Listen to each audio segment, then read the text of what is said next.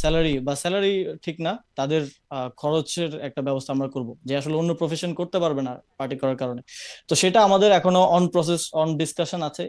এই আহ, আহ, এটা আমরা দ্রুত ইন্ট্রোডিউস করবো, এবং এটার মধ্যে দিয়ে, কারণ আমাদের দেখা যায় একটা উপজেলা পর্যায়েরও যারা টপ লিডারশিপ বা টপ হুম সংগঠক, হুম হুম। তাদের ফুল টাইম সংগঠনে দিতে হচ্ছে, রাইট। কাজ করতে হচ্ছে। ফলে যখন আমরা একটা স্ট্রাকচারালি তাকে একটা ফান্ড দিতে না পারবো, তখন তাকে আসলে অন্য উপায় খুঁজতে হয়, যেটা আসলে বাংলাদেশে প্র্যাকটিস অনুযায়ী খুব একটা ভালো কিছু হয় না।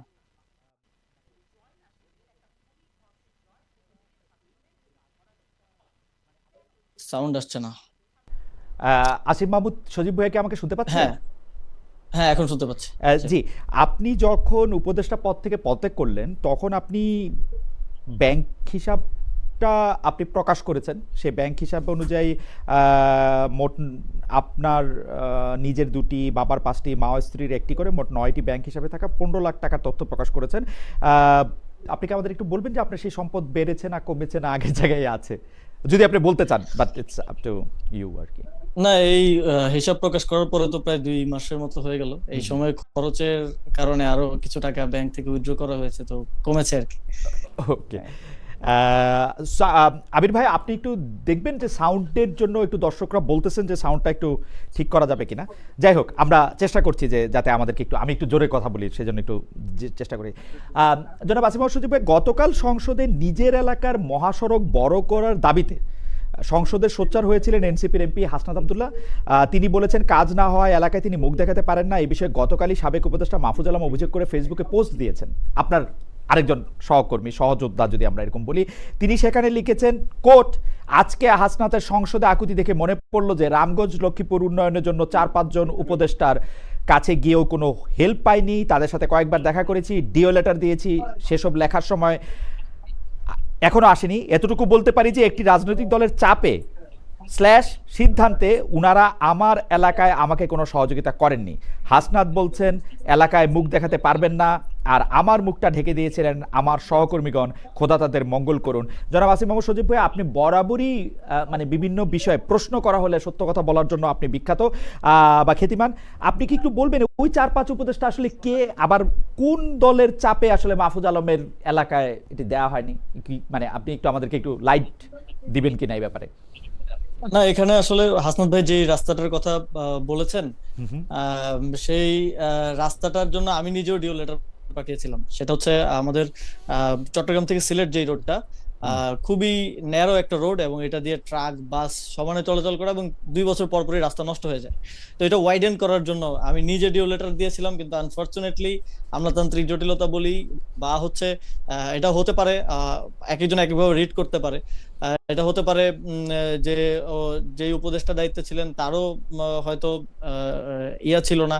আবার সরকারি এই রোডস এন্ড হাইওয়েতে আমার জানা মতে, যখন একটা রাস্তা ওয়াইডেনিং বা এরকম প্রজেক্ট নেওয়া হয়, it takes lot of time. মানে আপনার এটা আগে প্ল্যানটা করতে হয়, পরের বছরের বাজেট অনুমোদন হয়, তারপর আসে। তো 1 বছর 1.5 বছর আমরা যে সময়টা ছিলাম, এটা খুবই ছোট সময় একটা রোডস এন্ড হাইওয়ের একটা রাস্তা ওয়াইডেনিং করা বা বড় করার জন্য। তো এটা হতে পারে অসহযোগিতা, হতে পারে আমলাতান্ত্রিক জটিলতা, কিংবা সময়ের একটা টাইম কম থাকার কারণে হয়নি।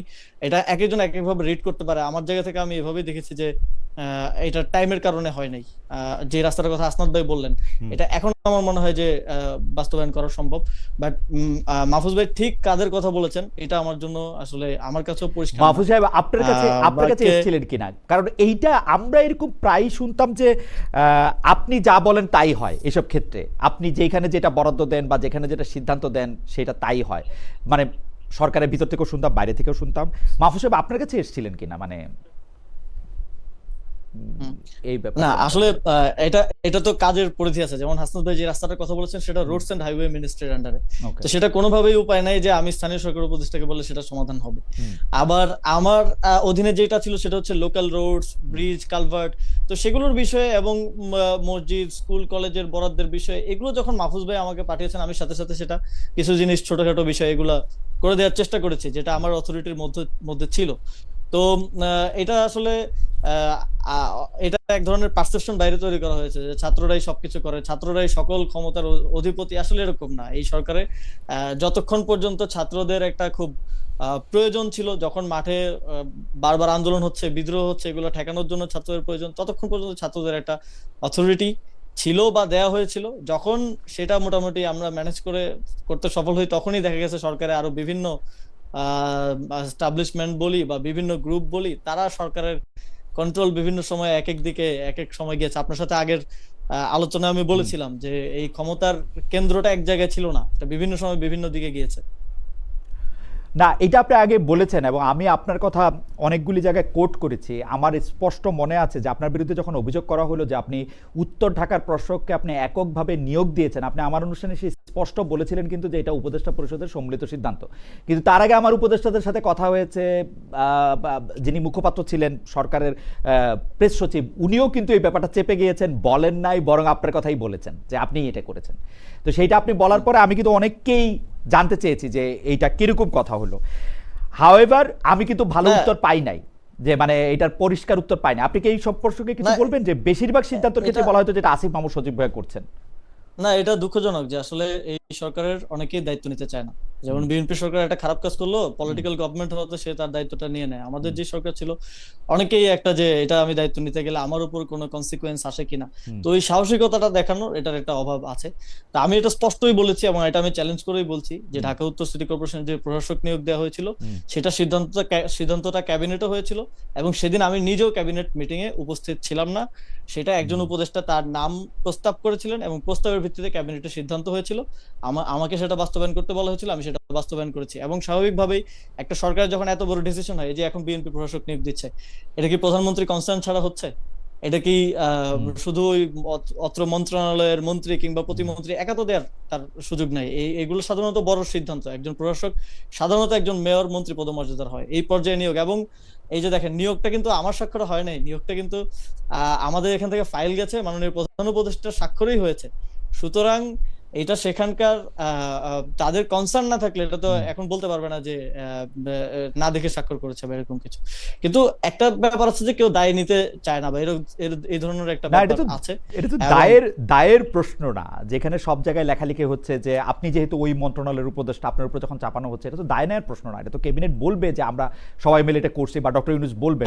এটা খুবই, আমার কাছে খুবই বাজে উদাহরণ মনে হয়েছে। মানে এটা আমি আপনার কাছে কিন্তু প্রথম শুনেছি, আমার অনুষ্ঠানে এসে যখন আপনি বলেছেন, আমি যেটা প্রথম শুনেছি এবং আমি আশ্চর্য হয়েছে। আমি এটা ভেরিফাই করার জন্য আরো 4-5 জনকে জানতে চেয়েছি। না, এটা খুব দুঃখজনক। দেখেন, আমার প্রসেসটা যদি আমি বলি, ফাইলটা স্থানীয় সরকার মন্ত্রণালয়ে প্রসেস হয়েছে, কিন্তু সেটা পাঠানো হয়েছিল চূড়ান্ত অনুমোদনের জন্য প্রধান উপদেষ্টার দপ্তরে, এবং সেখান থেকে অনুমোদিত হওয়ার পরে কিন্তু নিয়োগটা হয়েছে। নিয়োগটা এমন না যে আমার এখান থেকে অনুমোদন দিয়ে নিয়োগটা হয়ে গেছে। তো সেখানে অবশ্যই সিদ্ধান্ত ছিল, সিদ্ধান্ত ছাড়া তো সেখান থেকে নিয়োগটা হওয়ার কথা না। এটা একটা কমন সেন্সের বিষয়, কিন্তু অনেক ক্ষেত্রে আসলে এই জায়গাগুলোতে আমরা স্বাভাবিক, আমি এটাকেও স্বাভাবিকভাবে দেখতে চাই। কারণ হচ্ছে এখানে যদি 20 জন উপদেষ্টা থাকে, 20 জন 20টা ব্যাকগ্রাউন্ড থেকে এসেছেন, 20টা জায়গা থেকে এসেছেন, 20 জনের 20 রকম রাজনৈতিক বোঝাপড়া থাকতে পারে। উনারা এখন ক্ষমতায় নাই, উনাদের নিয়ে আমি কিছু বলতে চাই না, কিন্তু আমার কাছে মনে হয়েছে যে উনাদের আজকে না হোক কোনো না কোনো দিন ইতিহাসের খাতিরে এই প্রশ্নের উত্তর দিতে হবে, কেন উনারা এইটা বলেন নাই আরেকজন মানে ছাত্র উপদেষ্টার কথা বলে তাকে। আসলে আমি আমি আমি ঠিক জানি না, মানে আপনার বিরুদ্ধে অনেক অভিযোগ থাকতে পারে, কিন্তু এই অভিযোগটা বা এই দায়টা আপনাকে কেন নিতে হয়েছে আমি এটা জানি না। মানে এটা আমি সবসময় যখনই যে উপদেষ্টাকে পাবো তা সবাইকে জিজ্ঞেস করবো, সাবেক উপদেষ্টাকে।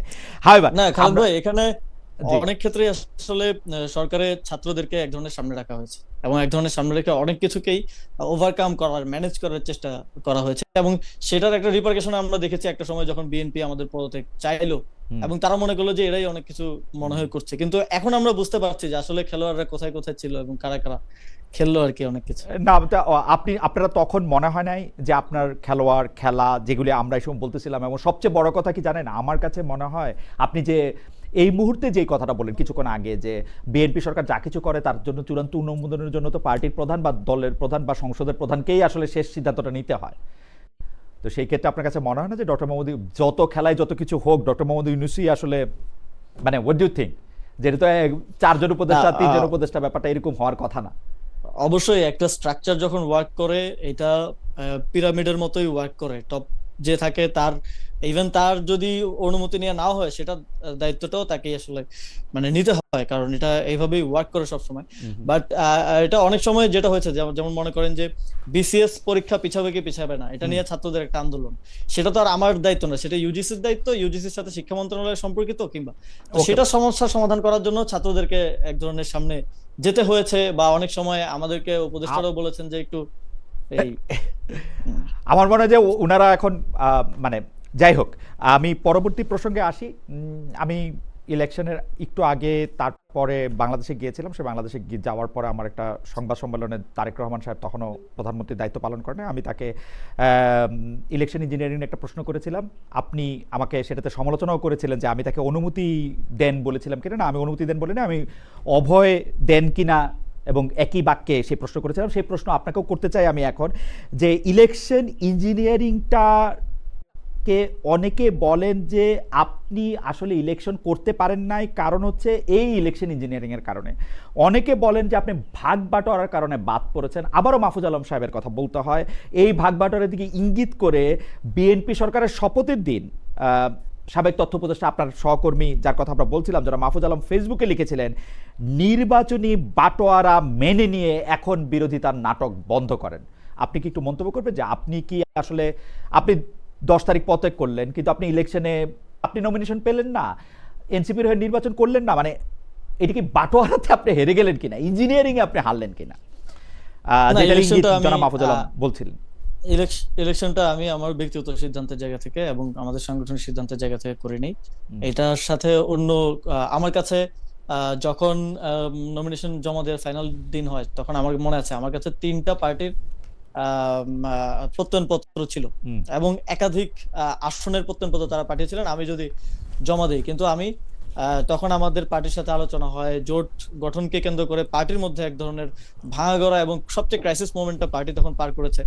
সবকিছু মিলে ইভেন একটা সময় আলোচনা আসে, নাহিদ ভাই বলছিলেন যে আমি ইলেকশন না করে এই সময় পার্টির দায়িত্বটা নেওয়া দরকার। এটা 3-4 মাস আগে থেকে আলাপ চলছিল। তো সে সময় পার্টির দায়িত্বটা গ্রহণ করার জন্য আমি ব্যক্তিগতভাবে নির্বাচনে করি নাই। আমি ভেবেছি যে ইলেকট্রাল পলিটিক্স তো সামনেও আছে, সামনেও স্থানীয় সরকার নির্বাচন হবে, সেখানে অংশগ্রহণ করার সুযোগ থাকবে। তো সেই জায়গা থেকে, ডিসিশনের জায়গা থেকে আমি করি নাই। তবে ইঞ্জিনিয়ারিং এর বিষয় এবং ভাগবাটোয়ারার বিষয় সম্পূর্ণ এটা উড়িয়ে দেওয়ার মতো বিষয় না। যখন আমরা আসলে দেখি যে এই সরকারে, আমি খুব স্পেসিফিকলি আজকে বলতে চাই, এটা কেউ এর আগে বলেছেন কিনা আমি জানি না, আমাদের যখন আমি পুলিশ কমিটির সদস্য সচিব ছিলাম, পুলিশের যেই বদলি টদলির যে কমিটিটা ছিল, তা আমি পদত্যাগের আগেই বদলির প্রক্রিয়াটা, এই যে এসপি দের বদলি করা হবে, বিভিন্ন জেলায় জেলায় দেওয়া হবে এবং লটারি করা হবে, বদলি করা হবে, এই প্রক্রিয়াটা যখন হয় তখন খুবই আশ্চর্যজনক ভাবে কমিটির আহ্বায়ক ছিলেন আমাদের স্বরাষ্ট্র উপদেষ্টা এবং সদস্য সচিব ছিলাম আমি, এবং মেম্বার ছিলেন আরো 3জন উপদেষ্টা, কিন্তু একজন যিনি এই পুরো প্রক্রিয়ার অংশ ছিলেন না, তিনি আসলেন হচ্ছে এই লটারি করা বা এই প্রক্রিয়ার মধ্যে তিনি চলে আসলেন, এই মিটিং এর মধ্যে তিনি চলে আসলেন। এবং আমি পরে শুনতে পেলাম যে আমাদের ইয়াদেরও, মানে জনপ্রশাসনের ডিসিদের বদলি এই সংক্রান্ত একটা কমিটি আছে, সেই কমিটিতেও তিনি তার অধিকার চর্চা শুরু করলেন, যেটা তিনি ওই কমিটির অংশ ছিলেন না। কিন্তু পরবর্তীতে আমার কাছে ডটগুলো খুব স্পষ্ট হলো যখন ওনাকে আমি দেখলাম যে বিএনপি সরকারের পররাষ্ট্রমন্ত্রী হতে, এবং ওনার নিরীক্ষায় রেখে যদি এই যে ডিসিদের বদলি এবং এই এসপি দের বদলি হয়, তাহলে এই নির্বাচনে ইঞ্জিনিয়ারিং হয়েছে কি হয় নাই, এই বিষয়টা আর আলাদা করে তো বলার প্রয়োজন নাই। খলিলুর রহমান সাহেবের যে বিএনপির পররাষ্ট্রমন্ত্রী হওয়াটা, সেটা খুবই ইন্টারেস্টিং, এবং সেইটার আসলে কোনোদিন যদি আমার সুযোগ হয় বিএনপির প্রধানকে বা যিনি এখন প্রধানমন্ত্রী আছেন মাননীয় প্রধানমন্ত্রীকে এই প্রশ্ন করার, তাহলে আমি বোধহয় এই প্রশ্নটা দিয়ে শুরু করতে চাই, হোয়াই খলিলুর রহমান, এবং সেটা কিরকম হলো। কিন্তু মানে আমি আপনার কাছে যে প্রশ্নটা করতে চাই, সেই প্রশ্নটা হলো যে আপনি যখন এই পুরো ব্যাপারটা বুঝতে পারতেছেন, তখন আপনি সিদ্ধান্ত নিলেন যে আপনি আসলে ইলেকশন করবেন না, নাকি আপনি সিদ্ধান্ত নিলেন, কেউ কেউ বলে যে এনসিপি যে জামায়াতে ইসলামের সাথে জোট করলো সেই জন্য আপনি আসলে ইলেকশনে গেলেন না? অনেকে বলছিল যে আপনি চেষ্টা করছিলেন এনসিপি যাতে বিএনপির সাথে জোট করে, তো তাহলে আপনি ইলেকশনে যাবেন, এবং সেটাতে হেরে গিয়েই আপনি আসলে ইলেকশনে যান নাই। এই ব্যাপারটা নিয়ে একটু মন্তব্য করবেন? মানে এগুলি সবই কান কথা আর কি। আমার চেষ্টাটা ছিল এনসিপি যেন, এনসিপির জন্য যেন এই যে জোটের প্রক্রিয়াটা, এনসিপি তো প্রথম দিক থেকেই বলছিল যে এনসিপি ওপেন, তারা বিএনপির সাথেও যেতে পারে, জামাতের সাথেও যেতে পারে, তো এনসিপির জন্য যেটা বেস্ট আউটকাম হবে সেটাই ছিল আমার ব্যক্তিগত অবস্থান। এবং ইদার ওয়ে আলোচনা হয়েছে, বিএনপির সাথেও এনসিপির আলোচনা হয়েছে, জামাতের সাথেও এনসিপির আলোচনা হয়েছে, এবং জামাতের সাথে আলোচনায় এনসিপির জন্য একটা বেস্ট আউটকাম এনসিপির লিডারশিপের আমাদের তখন মনে হয়েছে, তো জামাতের সাথে জোটটা হয়েছে। এবং রাজনীতিটাকে আমি একদম কাঠখোট্টা ভাবে, হয়তো আপনি আমাদের আরেকজন সহযোদ্ধার নাম নিলেন, অনেকে হয়তো একদম কাঠখোট্টা ভাবে শুধু আদর্শিক জায়গা থেকে দেখে, আমি রাজনীতিটাকে একই সাথে আদর্শিক জায়গা থেকেও দেখি, আবার প্র্যাকটিক্যাল জায়গা থেকেও দেখি। এবং আমি মনে করি যে এই জোট প্রক্রিয়াটা এনসিপির জন্য একটা প্র্যাকটিক্যাল ডিসিশন ছিল, এবং বোথ এনসিপির যে রাজনৈতিক অবস্থান, সমসাময়িক বিষয়ে, সংস্কারের বিষয়ে বলেন, গণভোটের বিষয়ে বলেন, সেই জায়গা থেকেও এনসিপির জন্য that was a good direction to go. NCP যদি আজকে বিএনপির সাথে থাকতো, তাহলে এনসিপির আসলে মুখ দেখানোর উপায় থাকতো না, যে এই গণভোট এবং সংস্কার নিয়ে যা হচ্ছে। এনসিপি নারী নেতৃত্বের যারা গুরুত্বপূর্ণ তাদের অনেকে আসলে মানে সোশ্যাল মিডিয়াতে বলেছিলেন, অনেকে একদম প্রকাশ্যে বলেছেন যে তারা আসলে এনসিপির সঙ্গে আর থাকতে চান না, জামাতের সঙ্গে থাকার জন্য। কিন্তু পরে আবার তারা তো নির্বাচনই করলেন না কেউ কেউ, কিন্তু পরে তারা আবার এনসিপিতে থাকছেনই, নেতৃত্বও দিচ্ছেন। এনসিপির একটা নারী দলও তৈরি হয়েছে। এবং আমি যেটা জানি মানে কিছু কিছু ক্ষেত্রে তারা হয়তো বিবেচিতও হচ্ছেন যে জামায়াতে ইসলামের কোটায় বা এনসিপির কোটায় নারী সংসদ সদস্য হিসাবে যাওয়ার জন্য। এই পুরো ব্যাপারটা আপনি পরিচালনা করছেন বা আপনি এটা মেনটেন করছেন, ব্যাপারটা কি ঠিক? উল্টা দিকও আছে, আপনি নাকি এনসিপি এবং জামায়াতের মাঝখানে একটি গলার কাটা, এবং আপনি থাকলে কোনোদিন এনসিপি আসলে খুব শান্তিমতো জামাতের সঙ্গে থাকতে পারবে না। দুইটাই যদি একটু আপনি বলেন, আসলে আপনি কোনটা? এই যে জোট হওয়ার পরে মনে হয় আমি সেই ব্যক্তি যে সবচেয়ে বেশি জোটের মিটিং এ অংশগ্রহণ করেছি, কারণ আমি নির্বাচন পরিচালনা কমিটির প্রধান ছিলাম। এবং আপনারা হয়তো দেখেছেন যে আমি যখন নির্বাচনী পদযাত্রায় গেলাম, আমরা অন্ততপক্ষে 20 জন জামাতের প্রার্থীর হাতে দাঁড়িপাল্লা তুলে দিয়েছি, তাদের জন্য ভোট চেয়ে এসেছি, তারা আমাদের জন্য ভোট চেয়েছেন, আমরা একসাথে নির্বাচনটা করেছি। কিন্তু এর মধ্যে আবার সারোয়ার তুষার কাহিনীও আছে, যে সারোয়ার তুষার আপনাদের একজন গুরুত্বপূর্ণ নেতা। আমাদের দুইটা আসনে এরকম জোটের ইকুয়েশনটা ওয়ার্ক করে নাই শেষ পর্যন্ত, কোঅর্ডিনেশনটা, সমন্বয়টা হয়ে ওঠে নাই। এবং আমাদের দলের মধ্যে যেটা বললেন যে অনেকের আমাদের যখন জোট প্রক্রিয়াটা হয় তখন এটা খুব খুব হেস্টি ওয়েতে হয়, খুব দ্রুত তার সাথে হয়, ফলে দলের বিভিন্ন ফোরামে একদম প্রপারলি আলোচনা করে দীর্ঘ সময় নিয়ে ফিডব্যাক গুলো নিয়ে সবাইকে ঐক্যমত্যে এনে জোট করার যেই সময় বা লেভারেজটা, এটা দলের নেতৃবৃন্দ সে সময় পায়নি, ফলে কমিউনিকেশন গ্যাপ তৈরি হয়েছিল। এবং এই জোটের ভবিষ্যৎ কি, এনসিপির কি স্বতন্ত্র রাজনীতিটা থাকবে কি থাকবে না, এই সব কিছু নিয়ে এক ধরনের গ্যাপ এবং এক ধরনের ভুল বোঝাবুঝি সে সময়টাতে ছিল। ফলে এই ভুল বোঝাবুঝিটা যখন আমরা সময় দিতে পারলাম, যখন আমি নির্বাচন না করে পার্টির মধ্যে সবার সাথে কথা বললাম, সবার সাথে বসলাম, এটা অনেকটাই মিনিমাইজ করা সম্ভব হয়েছে। ফলে ইভেন অনেকে যারা পদত্যাগ করেছে তারাও সেটা উইথড্র করে পার্টিতে কাজ করছেন, যারা বিরোধী মতে ছিলেন অনেকেই পার্টিতে কাজ করছেন। এবং এর মধ্যে আমরা নিজেরা বসে এই জিনিসগুলা নিজেদের মধ্যে আরো বেটার কমিউনিকেশন করার চেষ্টা করেছি, এবং আমাদের এই যে নির্বাচনী জোটের যে স্ট্র্যাটেজিক ডিসিশনটা, এটা আরো ফার্দার সবার সাথে আমরা ডিসকাস করার চেষ্টা করেছি। ফলে সবাই এখন একসাথে আমরা কাজটা করছি। এবং ইভেন যারা পদত্যাগ করেছেন বা যারা গিয়েছেন, অথবা অনেকে এখনো মনোমালিন্য আছে, মন খারাপ করে হয়তো অভিমান করে আছেন, সবার সাথে কিন্তু আমাদের কমিউনিকেশন আছে এবং সবার সাথে আমাদের কথা চলছে। এবং আমরা অনেক ক্ষেত্রে হয় কি, আমাদের বয়সের কারণেও অনেক ক্ষেত্রে রাজনৈতিক ডিসিশন নেওয়ার ক্ষেত্রে প্র্যাকটিক্যালি চিন্তা না করে ইম্পালসিভ ওয়েতে চিন্তা করতে পারি। এটা আমিও হতে পারি বা আমাদের সহযোদ্ধারা হতে পারে, কিন্তু আলটিমেটলি একটু সময় নিয়ে ভাবলেই প্র্যাকটিক্যাল ডিসিশনটা, স্ট্র্যাটেজিক ডিসিশনটা বোঝা যায়। ওকে, আপনি এমপি পদের নির্বাচনে অংশ নেন নাই, এই সিরিজেরই এটা প্রশ্ন আর কি। কিন্তু সবশেষে এনসিপি ঢাকা, দক্ষিণ ঢাকা সিটি কর্পোরেশনের আপনাকে মানে মেয়র প্রার্থী হিসাবে এনসিপি একরকম ঘোষণাই করছে, মানে আপনিও তো এই ঘোষণার একটা পার্ট। কিন্তু এইবার তো জামায়াতে ইসলামী আপনাদের সাথে না থেকে আরেকজন নিশ্চয়ই প্রার্থী দিবেন যদি তারা নির্বাচনে অংশগ্রহণ করেন। তো সেই ক্ষেত্রে জামাত এবং এনসিপির মধ্যে একটা বড় দূরত্ব তৈরি হবে কিনা, আপনি কি মনে করেন? নাকি এটা নিয়ে আলোচনা হয়েছে কিনা? এখন পর্যন্ত আমরা আসলে এই যে জুলাই সনদ, গণভোট, এই বিষয়গুলো নিয়ে খুব আমাদের রাজপথের কর্মসূচিও চলছে, আমাদের সভা সেমিনার চলছে, সংসদে আলাপ আলোচনা হচ্ছে, এগুলো নিয়ে আমাদের এখন পর্যন্ত আলোচনা হচ্ছে। আমরা অফিসিয়ালি লোকাল গভর্নমেন্ট ইলেকশন নিয়ে আলোচনা করতে পারি নাই, এবং সঙ্গত কারণেই, কারণ এখন পর্যন্ত ডেট ঘোষণা হয় নাই, আমরা একটু আগেই পার্টি হিসেবে ঘোষণা করে দিয়েছি। এখন কারণ নির্বাচনের ডেট ঘোষণা হলে কিংবা কাছাকাছি একটা সময় আসলে হয়তো এই বিষয়ে আমরা ফাইনাল আলোচনা করতে পারবো। তবে এখন পর্যন্ত এনসিপি এককভাবেই স্থানীয় সরকার নির্বাচনে অংশগ্রহণ করার প্রস্তুতি নিচ্ছে।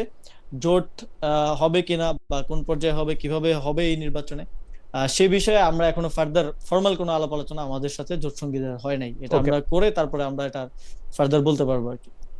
দর্শকদের প্রশ্ন, একটা জনাব আব্দুল আল মামুন বলছেন যে আসিফ সাহেবকে জিজ্ঞাসা করেন, তিনি যে বলেছিলেন সশস্ত্র বিপ্লবের জন্য প্রস্তুত ছিলেন, সেইটা তারা কোথায় বিপ্লবের ট্রেনিং নিয়েছিল এবং বাংলাদেশ সেনাবাহিনী কোনো কর্মকর্তা তাদের প্রশিক্ষণ বা সহযোগিতা করেছে কিনা? জনাব আসিফ সজীব ভাই। আমরা সশস্ত্র বিপ্লবের ঘোষণা দেওয়ার জন্য প্রস্তুত ছিলাম, কিন্তু সশস্ত্র বিপ্লব করার যেই প্রস্তুতি, যেটা আমরা দেখেছি যে রাশিয়াতে হয়েছে বা বিভিন্ন জায়গায়, সেটা আমাদের ছিল না স্বাভাবিকভাবেই। এবং আপনি যদি দেখেন 5ই আগস্টের 5ই আগস্ট আমাদের ছিল একটা ডু অর ডাই কল, এবং 5ই আগস্ট যদি আমরা সফল না হতাম তাহলে ওইটা ছাড়া আমাদের কোনো উপায় ছিল না। এবং আপনি দেখেন আমাদের মুক্তিযুদ্ধের আগে আমাদের এখানে কতজন মানুষ আসলে সশস্ত্র প্রশিক্ষণ নিয়েছিল, নাই, কিন্তু তাদের সে সময় মুক্তিযুদ্ধের ঘোষণাটা দিতে হয়েছিল, মানুষকে ডাক দিতে হয়েছিল যে যে যার যা আছে তা নিয়েই ঝাঁপিয়ে পড়তে হবে। এবং অন দা ওয়ে কিন্তু প্রশিক্ষণেরও ব্যবস্থা হয়েছে এবং অস্ত্রেরও ব্যবস্থা হয়েছে এবং সফলতাও এসেছে। তো এটা অনেকে ওই সশস্ত্র বিপ্লবের কথাটা নাহিদ ভাই বলেছেন, আমি বলেছি বিভিন্ন জায়গায়, ফলে অনেকে ধরে নিয়েছেন যে হয়তো আগে ভাগে অস্ত্র শস্ত্র বাসায় নিয়ে বসেছিলাম করার জন্য। এটা এরকম না, এটা অনেকটা মানে অভ্যুত্থানের ওই সময়কার ডিমান্ডের জায়গা থেকেই প্রস্তুতিটা ছিল। অসশস্ত্র প্রসঙ্গে আমাদের অনেকের কৌতূহল থাকে যে আপনি কি আপনার পিস্তলটা বা ইয়া করেছেন কিনা, জমা দিয়েছেন কিনা, নাকি এটা এখনো আছে ওই কথার মতো আসিফ মাহমুদের লাইসেন্স? আমি উপদেষ্টা হিসেবে অস্ত্র জমা দিলেও লাইসেন্সটা রয়েছে কিনা, নাকি অস্ত্র আছে লাইসেন্সও আছে? আমি লাইসেন্সটা রাষ্ট্রের একজন নাগরিক হিসেবেই নিয়েছি এবং সেই হিসেবেই আমার নিরাপত্তার স্বার্থে লাইসেন্সও আছে, অস্ত্র আছে। এই বিষয়ে সাধারণত 3 বছরের জন্য লাইসেন্স দেওয়া হয় আর কি। ওকে, আমরা পরবর্তী প্রসঙ্গের মধ্যে একটু যাই, যে সেটা হচ্ছে যে দর্শকদের আরেকটা কৌতূহল, মানে এটা আমি একটু প্যারাফ্রেজ করি, আপনি যদি একটু বলতেন যে আপনাকে নাকি দক্ষিণ ঢাকার মেয়র পদপ্রার্থী করা হয়েছে কারণ আপনি একজন ধনাঢ্য ব্যক্তি, আপনার প্রচুর টাকা রয়েছে এবং সেই টাকা দিয়ে আপনি দল সামলাচ্ছেন, মিটিং সামলাচ্ছেন, মিছিল সামলাচ্ছেন এবং এনসিপির মধ্যে আপনি সবচেয়ে বেশি প্রভাব বজায় রাখতে পারছেন কারণ আপনার অনেক টাকা। একটু আপনি মন্তব্য করবেন কিনা যে আপনার দল করতে অনেক টাকা লাগছে কিনা? এটা একেবারেই যাই হোক, এই ধরনের অনেক পারসেপশন, অনেক কিছু বিগত 1.5 বছরে বিভিন্ন প্রপাগান্ডা বিভিন্ন ইয়ার মাধ্যমে তৈরি করা হয়েছে আমার বিরুদ্ধে স্পেসিফিকলি আমি বলবো, এবং আমি জানিও কারা করেছে এবং তারা কেন করেছে। তারা বিভিন্ন ক্ষেত্রে আমার কাজে আসলে তারা মনে করেছে যে তারা ক্ষতিগ্রস্ত হয়েছে বা তাদের স্বার্থটা সিদ্ধ হয়নি, ফলে এটা করেছে। তো বাট আমরা আমাদের দলের জায়গা থেকে এখন পর্যন্ত আমরা ক্রাউড ফান্ডিং দিয়ে চলি। আমরা গতকালকে একটা বৈশাখের প্রোগ্রাম করেছি, 10 জনকে ফোন দিছি যে ভাই কেউ 20,000, কেউ 15,000, কেউ 50,000 করে যার যার সাধ্য মতো টাকা দিয়ে আমরা এই খুবই কম অ্যামাউন্টে 1.5-2 লাখ টাকা দিয়ে একটা পহেলা বৈশাখের প্রোগ্রাম করেছি। তো এটা হচ্ছে রিয়েলিটি, যারা আমাদের সাথে আছে, আমাদের সাথে কাজ করছে, তারা আমাদের এই লিভিং রিয়েলিটিটা আসলে বুঝতে পারে। বাট ওভারঅল একটা পারসেপশন, নেগেটিভ পারসেপশন এটা তো তৈরি করা হয়েছে, দ্যাট ইজ ট্রু। এই নেগেটিভ পারসেপশনের মধ্যে আপনার কাছে কিছু মনে হয় যে, যেমন ধরেন, মানে আমার কোথায় মনে হয় যে এই পারসেপশনটার ব্যাপারে আপনাদের আরেকটু, বিশেষ করে আপনার আরেকটু পরিষ্কার করা উচিত, কারণ একই সাথে নাহিদ ইসলাম ছিলেন উপদেষ্টা, মাহফুজ আলম ছিলেন উপদেষ্টা। নাহিদ ইসলাম সাহেব আর আপনার এখন একই দল হলে মাহফুজ আলম সাহেব আলাদা হচ্ছেন। তিনি বিভিন্ন সময়, এটা ডয়েচে ভেলেতে ইন্টারভিউ দেওয়ার সময়, ফেসবুকে স্ট্যাটাস দেওয়ার সময়, বিভিন্ন সময় তিনি আসলে এই বাটোয়ারা রাজনীতি, এত অল্প দামে বেচনা, এই সেই, এগুলি নানা ধরনের কথা আমরা তার মুখে শুনেছি। আপনার কাছে কি মনে হয় আরেকটু কি পরিষ্কার করা উচিত যে, ধরেন আমি আজকে আপনার ইন্টারভিউ করব, আমাকে অন্তত 10 জন একটা মেসেজ পাঠিয়েছে, আসিফ মাহমুদ সজীব ভুঁইয়াকে আপনাকে জিজ্ঞেস করতেই হবে উনি আমিরাতে টাকা ক্রিপ্টোকারেন্সি করে পাঠিয়েছেন কিনা। এই যে পারসেপশন, এবং আপনি আসলে শত শত সিদ্ধান্ত নিয়েছেন, যাদের আপনার পছন্দ তাদের ব্যাপারে আপনি সিদ্ধান্ত নিয়েছেন, স্থানীয় সরকার ও ওই মন্ত্রণালয় থেকে, বিসিবির প্রসঙ্গে আমি একটু পরে আসছি, এগুলি থেকে আপনি সিদ্ধান্ত নিয়েছেন এবং আপনার দলের লোকজন, আজকে ভোর রাতে আপনাদের দল থেকে বের হয়ে যাওয়া একজন, মানে উনি তো আসলে হয়তো আমেরিকার টাইমটা জানেন না, উনি আমাকে ফোন করছেন শুধু এটা বলার জন্য যে আপনি কত টাকা কত জায়গা থেকে নিয়েছেন এবং কিভাবে ইচ্ছা মতো যাকে ইচ্ছা তাকে দিয়েছেন, যাকে ইচ্ছা তাকে দেন নাই। আপনি কি এই ব্যাপারটা আর একটু পরিষ্কার করতে পারেন কোনোভাবে? মানে আমি জানি আপনি এটা অনেকবার বলছেন, আবার একটু বলবেন কিনা? না, না, আমি আমার দায়িত্বের সময় সর্বোচ্চ দায়িত্বশীলতার সাথে এবং সততার সাথে কাজ করার চেষ্টা করেছি। দেখেন, অনেক অভিযোগ, অনেক অ্যামাউন্ট বলতে বলতে একেবারে $10 বিলিয়ন পর্যন্ত বলা হয়ে গেছে। হুম, ওইটা 100 কোটি থেকে শুরু হয়েছিল, এখন 1,20,000 কোটিতে চলে গেছে। হুম। বাংলাদেশের বাজেটের কাছাকাছি চলে যাবে কিছুদিন পরে হয়তো। কিন্তু দেখেন, একটা স্পেসিফিক, এই যে আপনি তো বললেন যে অনেক সিদ্ধান্ত নিয়েছি, অনেকগুলো কাজ করেছি, স্পেসিফিক তো বলতে হবে যে এই কাজটা আসিফ মাহমুদ করে এই জনকে আনডিউ কোনো সুবিধা দিয়েছে এবং তার বিপরীতে সে টাকা নিয়েছে, এরকম স্পেসিফিক একটা অভিযোগ আচ্ছা অন্তত আচ্ছা, সোশ্যাল টাকা না মিডিয়ায় নিলেও বা এইটা কি সত্য যে আপনি হাসনাত আব্দুল্লাহর, মানে আমি হাসনাত আব্দুল্লাহ আমার খুব প্রিয়, আপনিও খুব প্রিয়, এইটা কি সত্য হাসনাত আব্দুল্লাহর এলাকায় আপনি বেশি কাজ করিয়েছেন যাতে হাসনাত আব্দুল্লাহ বেশি জনপ্রিয় হন? কাজ, ওই যে একটা প্রজেক্টের বিষয়ে বলছেন যে হ্যাঁ প্রজেক্টের হ্যাঁ বরাদ্দের হ্যাঁ বিষয়ে, হ্যাঁ, বরাদ্দের ওই বিষয়। ওই আরো দুই ওই তিনটা প্রজেক্ট ঠেকায় কিন্তু, রেখে ওকে দিয়ে দিছেন, এরকম কি করছেন? না না, ওই প্রজেক্ট কিন্তু পাসই হয় নাই। মানে এই যে একটা প্রাশন। পারসেপশন যে আচ্ছা। হাসনাত আব্দুল্লাহ আসনে 300 কোটি টাকার কাজ হয়েছে, ফলে সে এমপি হয়েছে, হুম, অথচ ওই প্রজেক্ট পাসই হয় নাই। কাজ হওয়া তো অনেক দূরের কথা, লোকাল হুম, গভর্নমেন্টের প্রজেক্ট গুলো পাস হওয়ার পরেও কাজ মাঠে নামতে অ্যাটলিস্ট 3-4 বছর, 5 বছর লেগে যায় বাস্তবায়ন হইতে। হুম, তো এটা ওই প্রজেক্ট এখনো তো পাসই হয় নাই। যদি হুম, পাস হয়ও, হুম। তাহলে স্টিল এটার কাজ হইতে হইতে ওই সবগুলো উদ্বোধন করবে বিএনপি নেতারা আর কি। তো না, উদ্বোধন করুক, আলটিমেটলি সুবিধাটা কি তাহলে? উদ্বোধন করুক, হাসনাত বলতে পারলো যে আসিফ আমাকে এটি অলরেডি দিয়ে দিয়েছে, তো সেজন্য একটু না, ওই আনডিউ হবে। প্রজেক্ট ওই প্রজেক্ট পাস হয় নাই তো। এবং ওইটা দেখেন দেখেন আচ্ছা। নিউজটা কিভাবে করা হয়েছে, আমি ফ্রেমিংটা একটু আপনাকে বুঝাই, যদি স্পেসিফিক এটাকে হ্যাঁ। আমরা কেস হিসেবে নেই। হুম, প্রজেক্ট পাস হওয়ার একটা লম্বা একটা প্রক্রিয়া আছে। হুম, মিনিস্ট্রি থেকে একটা ড্রাফট করা হয়, ডিপিপি যেটাকে বলা হয়, সেটা পাঠানো হয় আমাদের ইয়াতে পরিকল্পনা কমিশনে। পরিকল্পনা, সেটা অর্থ মন্ত্রণালয়ে পাঠানো হয়, হুম, অর্থ মন্ত্রণালয়ে ছাড় দিলে পরিকল্পনা কমিশনে পাঠানো হয়, সেখান থেকে পাস হলে তারপরে আবার মিনিস্ট্রিতে আসে, মিনিস্ট্রি পিডি নিয়োগ দিয়ে বাস্তবায়ন করে। তো এটা মিনিস্ট্রি থেকে যখন আসলে ইয়াতে পরিকল্পনা কমিশনে পাঠানো হলো, পরিকল্পনা কমিশন কিন্তু একাধিক বৈঠক করে, অন্তত 15টা বৈঠক করে, তারা বাজেট কাটছাট করে, এটার বাস্তবতা নিরীক্ষা করে, তারপরে পাস করে। তখনই নিউজ করে দেওয়া হইলো যে প্রজেক্ট পাস হয়েছে, আসিফ মাহমুদ এত টাকা বরাদ্দ নিছে, হাসনাত আব্দুল্লাহ এত টাকা বরাদ্দ নিছে, অথচ দেখেন পরিকল্পনা কমিশন থেকে সেটা পাসই হয় নাই। হুম। তো এটা যখন বাংলাদেশের একটা বড় গণমাধ্যম করে এবং এই ধরনের একটা পারসেপশন তারা তৈরি করার জন্য করে, তখন এটা আসলে আমাদের মানে সাংবাদিকতার বস্তুনিষ্ঠতাকে প্রশ্ন করা ছাড়া আর কিছু করার থাকে না। যখন ওকে, প্রজেক্টটা পাস হবে তখন আপনি বলতে পারেন যে প্রজেক্ট করে তারা নিজের এলাকায় বরাদ্দ নিয়েছে। বরাদ্দটা পাস না হওয়ার আগে আপনি কিভাবে বলতে পারেন যে আসলে বরাদ্দটা নিয়েছে? ওকে, ওকে, আমি একটু আপনাদের দর্শককে মানে আপনাকে দর্শকদের মতামত একটু পড়ে শোনাই। শামীম আহমেদ উনি মন্তব্য করছেন, যদি প্রশ্ন করতে ভয় পান তাহলে টকশো কেন করেন? মানে এটা আমাকে বলছে যে প্রশ্ন করতে ভয় পেলে টকশো কেন করেন। আরেকজন, ওনার নাম নাইম খান, উনি বলছে খালেদ ভাই বেশি দুর্নীতি করছে। ফাইন, আমি পরবর্তী প্রসঙ্গে যাই যে মানে খুবই ইন্টারেস্টিং। আমি পরবর্তী প্রসঙ্গে যাই যে গত বছর সাকিব আল হাসান বাংলাদেশের সেরা খেলোয়াড়, সেরা ক্রীড়াবিদ আমি বলবো, যে গত বছর সাকিব আল হাসান যখন শেখ হাসিনার জন্মদিনের শুভেচ্ছা জানালেন, তখন আপনি ফেসবুকে সাকিবকে দেশে ফেরানো ও দলে ফেরানোর সুযোগ না দেওয়া যে সঠিক সিদ্ধান্ত ছিল, সেটিকে একটি কৃতিত্বপূর্ণ পদক্ষেপ হিসেবে দেখাতে চেয়েছেন। এই সপ্তাহখানেক আগে আমরা আবার আপনার একটি ভিডিও বক্তব্য দেখলাম, যেখানে আপনি বলেছেন সাকিব আল হাসানের পাসপোর্ট জটিলতা নিরসনে আপনি সহায়তা করেছেন। সাকিব আল হাসানকে নিয়ে আপনার দুটি বিপরীত অবস্থান কিনা এইটা না ফেরানো নাকি পাসপোর্ট জটিলতা নিরসন করা, কোনটা আসলে ক্রেডিট বা কোনটা ডিসক্রেডিট? জনাব আসিফ সজীব ভাই। এখানে মানে এটা আমি বারবার এই প্রশ্নটা আসে এবং বারবারই বলছি, যখন আমি দায়িত্ব নেই এবং বোর্ডটা একটু রিকনস্ট্রাক্ট হয় এবং তারা যখন কাজ শুরু করে, আমি নামই বলি যে একজন ডিরেক্টর আছেন নাজমুল আবেদিন ফাহিম ভাই, ওনাকে ফাহিম স্যার বলে সবাই ডাকে। তো সাকিব আল হাসান ওনারই খুব পছন্দের শিষ্য আর কি। তো উনি পুরোটা প্রসেস শুরু করেছিলেন, একটা রিকনসিলিয়েশন প্রসেস। এটা ট্রুথ এন্ড রিকনসিলিয়েশন পৃথিবীর বিভিন্ন জায়গায় হয়েছে, আমরা দেখেছি। এবং এই প্রসেসটাতে সাকিব আল হাসান নিজেও একমত ছিলেন এবং তিনিও এই প্রসেসটাতে আসছিলেন। আপনার মনে পড়ে কিনা, সাকিব আল হাসান স্টার্টের দিকে তিনি একটা পোস্ট করেছিলেন, তার যেই জুলাই গণঅভ্যুত্থানের সময়কার অবস্থান সেটাকে ব্যাখ্যা করার চেষ্টা করে, এবং সেই পোস্টটা কিন্তু এই প্রসেসেরই অংশ ছিল। এবং নাজমুল আবেদিন ফাহিম ভাই তিনি পুরো প্রসেসটা করছিলেন, এবং আমারও একটা গুডউইলের জায়গা ছিল যে তিনি বাংলাদেশের সেরা অলরাউন্ডার এবং তার অ্যাটলিস্ট বিশ্বের সেরা অবসরে অলরাউন্ডার, যাওয়াটা, বিশ্বের সেরা অলরাউন্ডার, বাংলাদেশের বিশ্বের সেরা জি অলরাউন্ডার, জি ইয়েস, বাংলাদেশের সেরা ক্রিকেটার। জি। তো তার অবসরে যাওয়াটা অ্যাটলিস্ট বাংলাদেশে একটা খেলার মধ্য দিয়ে হতে পারে, হুম, এবং সেটা একটা প্রসেসের মধ্য দিয়ে, যেহেতু মানুষের অনেক কোশ্চেন আছে। সরকারের প্রথম দিকে তাকে দেশে না ফেরানোর জন্য আন্দোলনও হয়েছে, মিরপুরে অনেক ধরনের দাবি দেওয়া হয়েছে, এবং এই জন্য একটা প্রসেসের মধ্যে দিয়ে সেটা করা, এবং সেটা বিসিবি একটা প্রক্রিয়ার মধ্যে ছিল, কিন্তু এই প্রক্রিয়াটা শেষ পর্যন্ত সাকিব আল হাসানের দিক থেকেই ভঙ্গ করা হলো। তিনি ওই প্রক্রিয়াটা কন্টিনিউ করলেন না, বরং তিনি আওয়ামী লীগকে এন্ডোর্স করাটাকেই উনি বেছে নিলেন।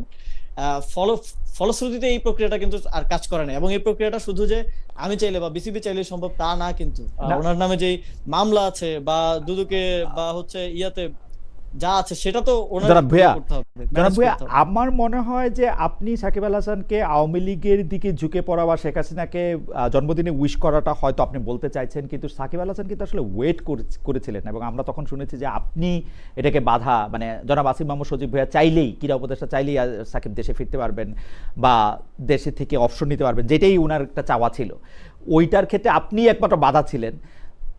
পরে আমরা দেখলাম যে আপনি ওটা ক্রেডিটও নিচ্ছেন যে হ্যাঁ আমি বাধা ছিলাম।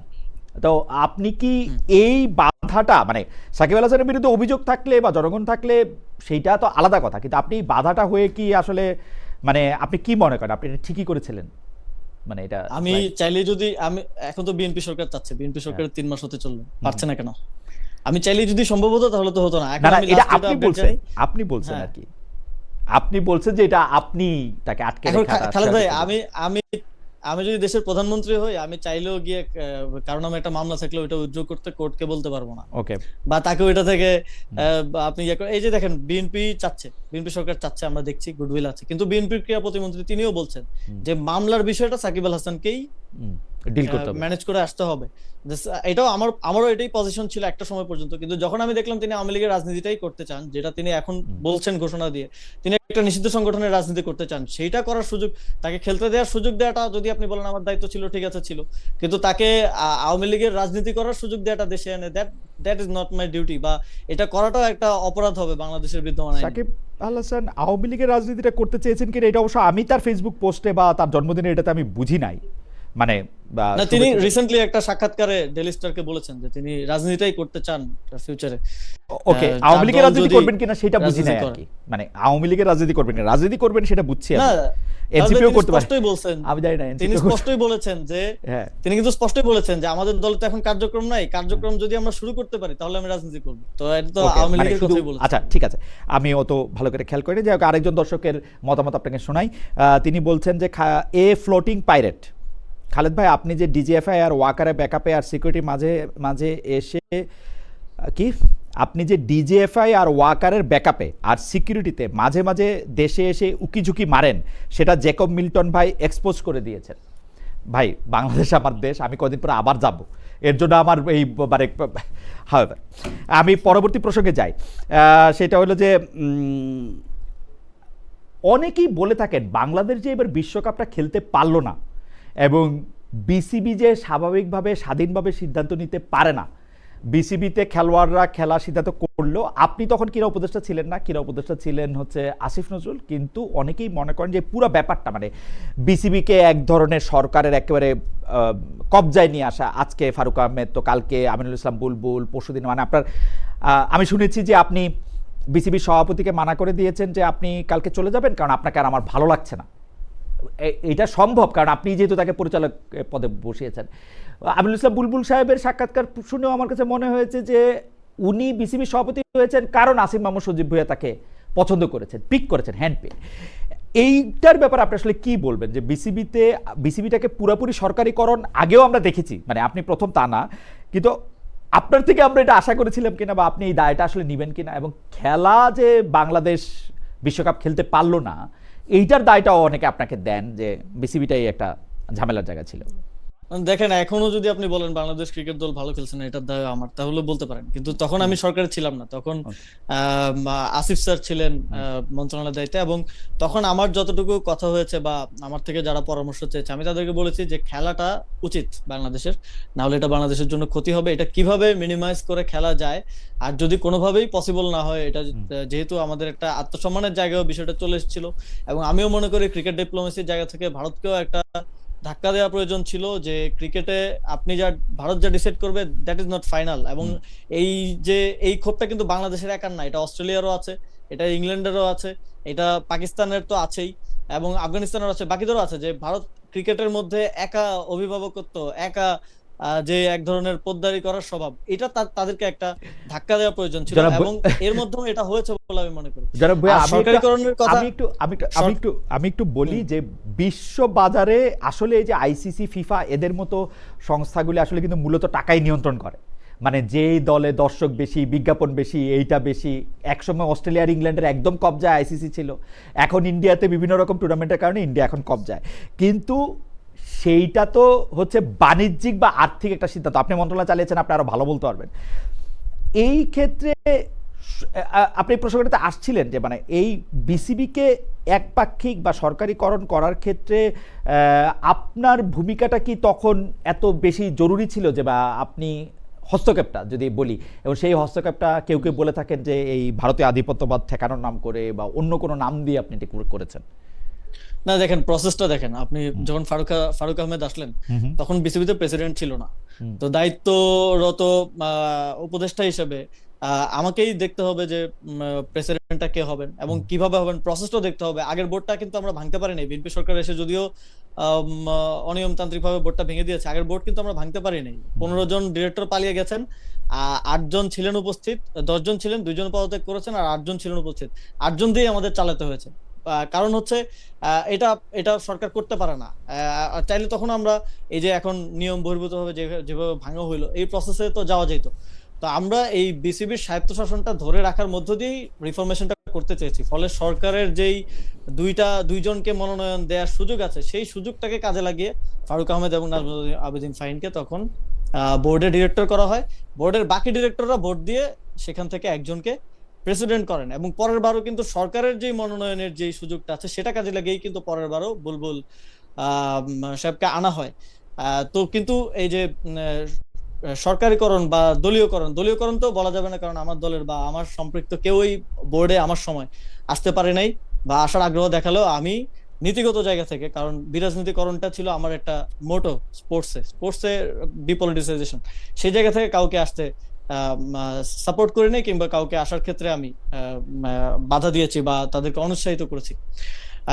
সরকারিকরণের সেটা আমরা এই ডিউ সরকারের যতটুকু এখতিয়ার আছে সেই এখতিয়ারটা কাজে লাগিয়ে ডিউ প্রসেসের মধ্য দিয়ে সেটা করা হয়েছে। এটা এমন না যে বোর্ডের উপরে চাপিয়ে দেয়া, জোর করা, এবং সেটা আইসিসির সাথে কমিউনিকেশনের মাধ্যমে প্রপার প্রসেসের মধ্য দিয়েই করা হয়েছে।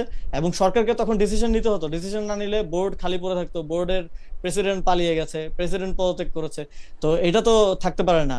আপনি যখন সরকারে থাকেন ইউ হ্যাভ টু গভর্ন, মানে you have to take decisions. বিসিবির ইলেকশনটা, মানে সর্বশেষ ইলেকশনটা যেটার ক্ষেত্রে সেইটা সম্পর্কে আপনি আসলে কি বলবেন, যে মানে বিসিবির ইলেকশনে যেটা? এইটা বিসিবির প্রথম ইলেকশন যেটা একদম 100% অ্যাজ পার বিসিবির কনস্টিটিউশন এন্ড আইসিসি গাইডলাইন অনুযায়ী হয়েছে।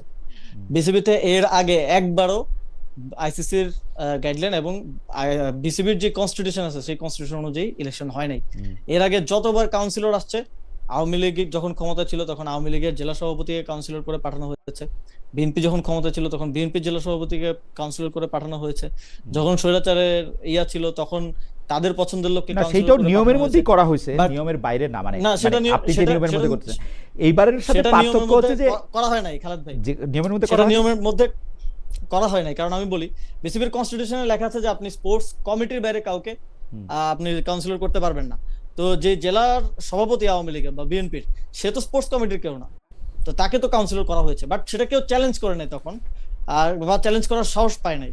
বাট আমার সময় আমি অ্যাজ পার কনস্টিটিউশন কাউন্সিলর আনার চেষ্টা করেছি, এবং সেখানেই প্রথম বিরোধটা তৈরি হয়েছে, যখন ডিসির সাথে পরামর্শ করে বা সুপারিশ করে বিএনপির একজন বড় নেতার নাম সেখান থেকে পাঠানো হইলো, যখন সেটা মন্ত্রণালয় অ্যাকসেপ্ট করলো না বিসিবির কনস্টিটিউশন অনুযায়ী, বা বিসিবি অ্যাকসেপ্ট করলো না তার কনস্টিটিউশনে যেটা আছে যে স্পোর্টস কমিটি থেকে পাঠাতে হবে, তখনই কিন্তু বিরোধটা তৈরি হয়। তখনই কিন্তু বিএনপি নেতারা রাগ করেন যে আমার ছেলের নামটা দিল, নামটা বিসিবি অ্যাকসেপ্ট করলো না, এটা আসিফ মাহমুদের জন্য হয়েছে।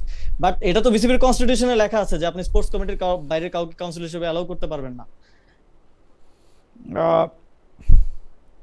এখন আপনার কথাটা যদি আমি আপনার সব কথাই মানি, তো এইটাও যদি মানি, তাহলে কি এইটা যে বিসিবির মানে যেটা গঠনতন্ত্র, সেটা কি এমনভাবে করা কিনা যে যখন যারা ক্ষমতায় থাকবে, অর্থাৎ আপনি ক্ষমতায় থাকলে আপনার পছন্দের লোককে বিসিবি প্রেসিডেন্ট করতে পারবেন, আপনার পছন্দের লোকজনরে আপনার বিসিবি ডিরেক্টর করতে পারবেন, আপনার আমি যদি আপনাকে একটু মনে করা দিই যে জুলাই আন্দোলনে যেটা প্রচলিত সিস্টেমের বিরুদ্ধে নতুন বন্দোবস্ত করার কথা, সেই রাষ্ট্র মেরামত করা, রাষ্ট্র সংস্কার করা, সেই ক্ষেত্রে আপনি বিসিবির ক্ষেত্রে তো আপনি এটা করেন নাই, মানে অ্যাবসলিউটলি জনাব আসিফ মাহমুদ সজীব ভাই, আপনি হয়তো মানে আমি জানি না, মানে আপনার ইচ্ছাতে, মানে যারা যারা বিসিবির পরিচালক হয়েছেন, প্রেসিডেন্ট হয়েছেন, সেটা স্রেফ আপনার ইচ্ছায় হয়েছে, মানে আর্গুমেন্ট হচ্ছে এরকম। খালেদ ভাই, আমার ইচ্ছে হলো আমার বাপ মামা চাচা কেউ হইতো না, তা তো আপনি পারবেন না, মনে করেন যে আপনি তো কারো একটা সামনে আনতে হবে। ইভেন ইভেন না হইছে না, ছেলেরা হইছে না, বাপের দোয়া কমিটি হইছে না। আপনি দেখেন, আমি যখন ফারুক আহমেদ যখন আসেন, আমি ইভেন আপনি তামিম ইকবালকে যদি কখনো জিজ্ঞেস করার সুযোগ হয়, তাকে জিজ্ঞেস করবেন, যে তাকে ফোন দিয়ে আমি জিজ্ঞেস করেছিলাম কিনা যে ভাই, who will be the best choice for BCB now, and he said Farooq Ahmed's name, and আরো 10টা লোক যারা স্টেক হোল্ডার, তাদের সাথে আলোচনার ভিত্তিতে আমি সিদ্ধান্তগুলো নিয়েছি। এটা কোনো অটোক্রেটিক ওয়েতে আমি ডিসিশনটা নেই নাই, স্টেক হোল্ডারদের সাথে প্রপার কাউন্সেলিং এবং আলোচনার মাধ্যমে ডিসিশনটা আমি নিয়েছি সে সময়।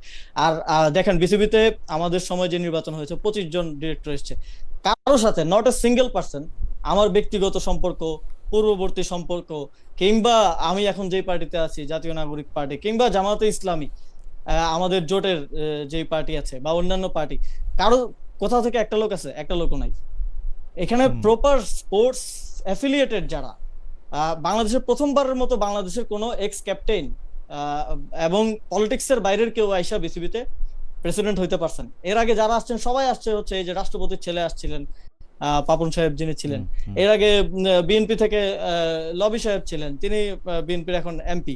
তো সবসময় রাজনৈতিক ব্যক্তিরা ছিলেন। প্রথমবার আমি প্রেসিডেন্ট, এই যে সিস্টেমের বিরুদ্ধে প্রথমবার আমি একটা প্রেসিডেন্ট সেট করেছি, যে একজন খেলোয়াড়, একজন ক্রিকেট সংশ্লিষ্ট ব্যক্তি সেটা ঠিক করেছেন আপনি, মানে হিসাবে আপনার ঠিক করার কথা কিনা সেটা আমি বলতে চাইছিলাম। আপনি একজন মন্ত্রী, আপনি যদি এখন বিসিবির কে সভাপতি হবে সেটা ঠিক করে দেন।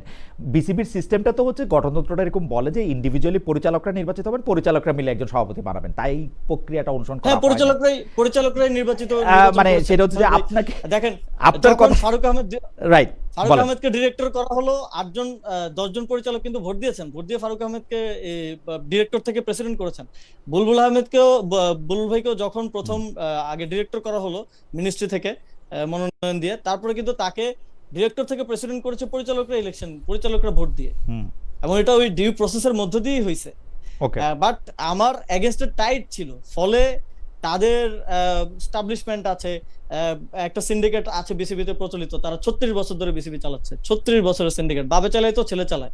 তো তাদের এই সিন্ডিকেট যখন ভেঙে গেল, স্বাভাবিকভাবেই তাদের স্পোর্টস ইনফ্লুয়েন্সার বলেন, স্পোর্টস কন্টেন্ট ক্রিয়েটর বলেন, সবাই তাদের সাথে, কারণ তাদের নিজস্ব স্বার্থ জড়িত আছে এখানে।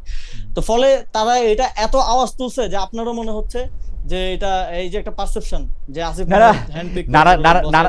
আচ্ছা, আমরা আরো কিছু প্রসঙ্গ রয়েছে, সেই প্রসঙ্গে যাব। শুধু আপনি একটি তথ্য আপনার জানা আছে কিনা, বিসিবি নাকি ঢাকায়, মানে ইলেকশনের ঠিক আগে আগে ঢাকা ইউনিভার্সিটি ক্রীড়ার উন্নয়নে 2 কোটি টাকা দিয়েছে ঢাকা ইউনিভার্সিটি মাঠটা সংস্কার করার জন্য, এই কথা কি ঠিক? এটা কি আপনার জানা আছে? না, এটা আমার জানা নেই। আমি যতদূর জানতাম যে ঢাকা ইউনিভার্সিটি ডাকসুর পক্ষ থেকে সম্ভবত বিসিবি কে অ্যাপ্রোচ করা হয়েছিল, এই ধরনের এবং অ্যাপ্রোচ করা হয়েছিল, এবং সেখানে আসলে ঠিক ইলেকশনের আগে আগে 2 কোটি টাকা দেওয়া আছে। আচ্ছা, যাই হোক, আপনি যেহেতু জানেন না, সেটা নিয়ে আমরা কথা বলতে, মানে পরে নিশ্চয়ই আপনি যখন জানবেন তখন কথা বলবো। একটা খুবই ইন্টারেস্টিং বিষয় নিয়ে আপনি, যদিও এটা নিয়ে একটু আলোচনা হয়েছে, কিন্তু তারপর আপনি একটু বলতে চাই, আপনারা একই ক্যাবিনেটে ছিলেন, আপনি এবং ডক্টর খলিলুর রহমান বা জনাব মাহফুজ আলম বা জনাব নাহিদ ইসলাম, তারা একই ক্যাবিনেটে ছিলেন। সেই সময় আমরা দেখতাম যে বিএনপি আসলে খলিলুর রহমান সাহেবের বিরুদ্ধে খুবই সোচ্চার। তারা আপনার পদত্যাগ যেমন চেয়েছেন, খলিলুর রহমান সাহেবের পদত্যাগও চেয়েছেন। আমরা দেখেছিলাম যে সেনাপ্রধান যিনি আছেন ওয়াকারুজ্জামান, তিনিও আসলে ঠিক প্রকাশ্যে তো তাকে কথা বলতে শোনা যায় না, কিন্তু কেন একজন মানে নিরাপত্তা উপদেষ্টা হঠাৎ করে কোত্থেকে আসলো, তার অনেক সিদ্ধান্তই তারা পছন্দ করেন নাই। সেটা পাল্টাপাল্টি বিভিন্ন ধরনের প্রেস রিলিজ বা প্রেস নোট বা আর্মি থেকে যে এটা দেয়, এটার নাম জানি কি, ওইটা আরে মানে 3 বাহিনীর যে আইএসপিআর তাদের বিভিন্ন রকম বাণী বা এটা দিয়ে অনেক সময় বোঝা গেছে। হঠাৎ করে কি হইল, মানে আপনি, মানে কি হইলো যে দেখা গেল যে এখন ওয়াকার সাহেব ও সেনাপ্রধান আছেন, খলিল সাহেবও খুবই গুরুত্বপূর্ণ দায়িত্বে পররাষ্ট্র উপদেষ্টায় আছেন, এবং মানে আপনারা এটা আসলে কিভাবে দেখেন, মানে যে আমার পুরো এই প্রক্রিয়ার আমার পারসেপশনটা আমি বলতে পারি, হোয়াট ওয়াজ ফ্যাক্ট এটা আমি হয়তো আচ্ছা পুরোপুরি তাহলে আরেকটু না আগে জানতে থেকে পারি। বলেন খলিল সাহেব ইন হ্যাঁ, করলো কেমনে আপনাদের ক্যাবিনেটে, ওয়ার্ড মানে এই নামটা কোত্থেকে আসলো? না, আমি এটা সম্পর্কে আসলে খুব স্বচ্ছভাবে আসলে জানি না আপনি কি এটা খলিল কিভাবে সাহেব অ্যাপয়েন্টেড হওয়ার উনি পরে এসেছেন। জানলেন যে নতুন একজন আহ, আসছেন এখানে? হ্যাঁ, উনি অ্যাপয়েন্টেড তো হয়েছিলেন নিরাপত্তা উপদেষ্টা, জি, নিরাপত্তা উপদেষ্টাও অ্যাপয়েন্টেড না, হওয়ার প্রথমে হয়তো পরে হাই জেনেছেন, অ্যাপয়েন্টেড হাই হওয়ার পরে জেনেছেন রিপ্রেজেন্টেটিভ যে হ্যাঁ, হিসেবে। অ্যাপয়েন্টেড হওয়ার পরে হ্যাঁ, জেনেছেন যে এরকম একজন আসছেন। হওয়ার পরে আমি জানতে পেরেছি, কিন্তু আচ্ছা আমার যেটা বিএনপি যখন থেকে এই যে আমাদের তিনজনেরই তো পদত্যাগ ছিল, প্রথম মাহফুজ আলম, আসিফ মাহমুদ এবং খলিলুর রহমান। বিএনপি এটা চাওয়ার পেছনে একটা বড় হিস্ট্রি আছে, আপনিও হয়তো জানেন যে খলিলুর রহমান তিনি 2001 সালের যেই তত্ত্বাবধায়ক সরকার, সেই তত্ত্বাবধায়ক সরকারের প্রধানের পিএস হিসেবে দায়িত্ব পালন করেছেন। এবং অনেক কথা শোনা যায়, আমরা শুনি যে তখন বিএনপির ক্ষমতায় আসার পেছনে ওনার একটা ভূমিকা এবং বিএনপির সাথে একটা বোঝাপড়া আছে, যেটা পরবর্তীতে আমরা দেখেছি যে তারেক রহমানের সাথে তিনি পরবর্তীতে বিভিন্ন বিদেশ সফরে তিনি ছিলেন 1 থেকে 6 যে টেনিওর বিএনপির সেই সময়টাতে।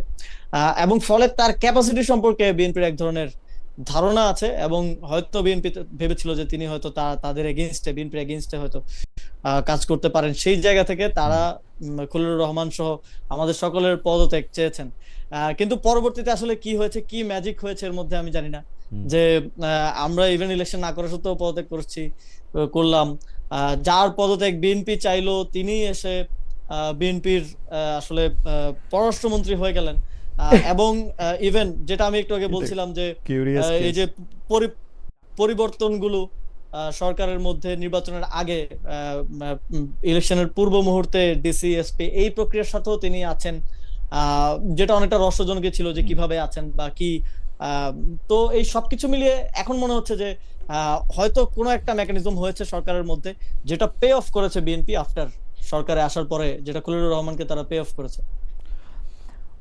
আচ্ছা আমি পরবর্তী প্রসঙ্গে যেতেছি যে এটা আসলেই আমার জন্য একজন সাংবাদিকের জন্য এটা চিরকালের একটা মানে যতক্ষণ পর্যন্ত এই মিস্ট্রিটা সলভ না হবে বা মিস্ট্রিটা সম্পর্কে আরেকটু কিছু যারা এটাতে নিয়োগ দিয়েছেন, মানে আমি যদি ডক্টর ইউনূস সাহেবকে জিজ্ঞেস করতে চাইতাম বা পারতাম যে আপনি তাকে হাই রিপ্রেজেন্টেটিভ হিসেবে নিয়োগ দিলেন, রোহিঙ্গা বিষয়ক, তার রোহিঙ্গা বিষয়ক সাফল্য কি, উনি 12 তারিখে আপনারা 12 তারিখ মানে আপনাদের সরকার আপনি আগেই পদত্যাগ করেছেন, 12 তারিখে নির্বাচন হবে, উনি 9 তারিখে গিয়ে একটা সিগনেচার করে আসছেন একটা কি জানি বলে একটা চুক্তি, এগুলি কোনটা তার সাফল্য, যে সাফল্য দেখে মনে হইলো যে উনারে ছাড়া চলবে না, এগুলি আসলে জানার খুবই আগ্রহ হয় আমার না, সবসময়। এখানে আমার মনে হয় না খুব অফিসিয়াল কোনো সাফল্যের কারণে এটা হয়েছে, এটা ইন্টারনাল ডিলিংস এর কারণে হয়েছে, এটা পলিটিক্যাল আন্ডারস্ট্যান্ডিং, সেই অথবা জন্য এখানে হয়তো সেই দেশি জন্য বিদেশি সেই অনেকের জন্য আমি একটু ইন্টারেস্ট থাকতে পারে। উৎসটা জানতে চাইতাম যে মানে মানে উনি হঠাৎ করে ঢুকে পড়লেন, মানে আপনিও তো একজন ক্যাবিনেটের মেম্বার ছিলেন, আপনি কি ক্যাবিনেট বৈঠকে প্রথম তারা আবিষ্কার করলেন যে একজন নতুন আসছেন যিনি ক্যাবিনেট বৈঠকে অংশ নিচ্ছেন এবং যিনি না, ডক্টর মোহাম্মদ উনি ইউনূসের উনি খুব ঘনিষ্ঠ? না, উনি ক্যাবিনেটে বসতেন না, উনি উপদেষ্টা পদমর্যাদায় ছিলেন। উনি ক্যাবিনেট বৈঠকে বসতেন?